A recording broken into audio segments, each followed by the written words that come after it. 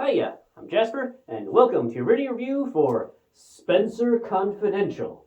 It's a movie starring Mark Wahlberg and M'Baku from Black Panther. So, as always, I'm going to give you the good, the bad, and the furry. To start off with the furry, Mark Wahlberg has a dog, and he cares about this dog. Yeah, I think that's about it. Moving on.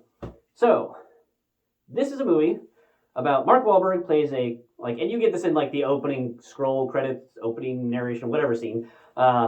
He plays a cop who, there was a cop who he was like, hey man, you're stonewalling this murder investigation, you're fucking shit up. And so he goes to this guy's house to confront him, finds out he's beating the shit out of his wife, so he beats the shit out of him, and then he pleads guilty because he's like, yeah, I beat the shit out of him, he was beating the shit out of his wife.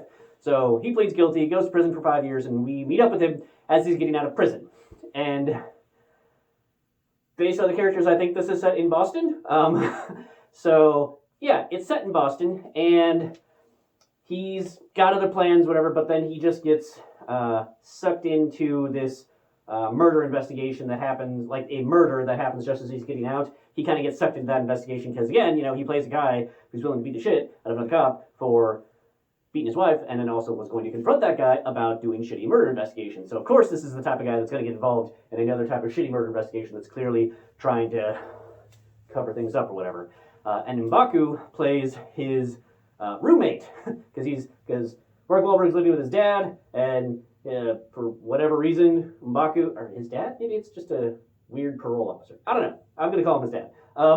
And M'Baku is also staying with him for reasons. He's there too. I don't think they ever explained it really at all. So sure. And then yeah, he ends up maybe helping him, or maybe they don't get along like Step Brother style. Like who knows? So this movie, it had kind of a Step Brothers feel to it to start off with, and then so I like Marky Mark, and I gotta say I like the range that M'Baku has. Like he played a badass dude in Black Panther, and in this one, I like that he shows a bit more of his range in this one. So I'm looking forward to seeing him in more stuff. He's awesome. But so I'm gonna steal this from Jeremy Johns here for a second. But I've got this movie in T-1 day. Like that's the rating that I should give this one, because I literally saw this movie a couple days ago and came here to video the review. And I couldn't remember if I'd actually finished the show or not. I was like, wait, did I reach the end? Or did I stop halfway through because I had to do something?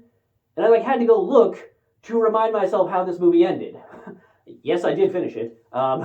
Clearly a very forgettable movie. So it wasn't terrible. I mean, a little bit of the leaps of faith that you have to go through is just kind of the type of comedy of circumstance movies that it's in, but still trying to, it's not a slapstick comedy per se, it's not Black Sheep or that type of slapstick movie, but comedy of errors, sort of, comedy of circumstance, but taking itself seriously. So, the characters are taking it seriously, but funny things from an audience perspective, you know what I mean?